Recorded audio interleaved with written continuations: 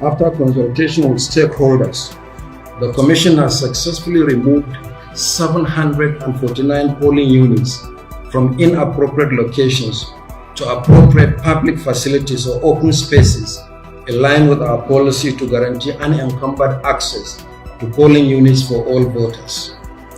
Of this figure, 232 were removed from private properties, 145 royal palaces, 6 mosques, 21 churches, and 9 shrines. The remaining 336 polling units were relocated for various reasons, which include distance, difficult terrain, congestion, communal conflict, new settlements, and general insecurity. The Commission is preparing to conduct the remaining off-season end-of-tenure elections ahead of the 2023 general election.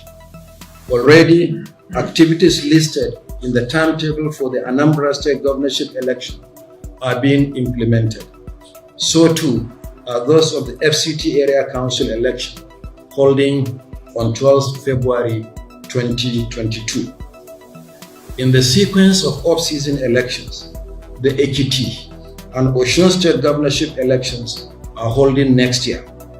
In keeping with our policy of announcing the dates of elections in advance to enable early and effective preparations by all concerned, the Commission has approved that the Ekiti governorship election will hold on Saturday, 18th June 2022, while the Osun State governorship election will hold 1 month later on Saturday, 16th July 2022.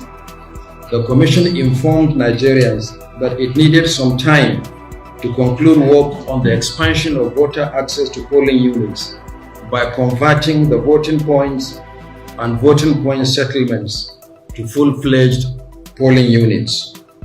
We also promised that details of the new polling units would be made available to Nigerians ahead of the resumption of the continuous voter registration exercise.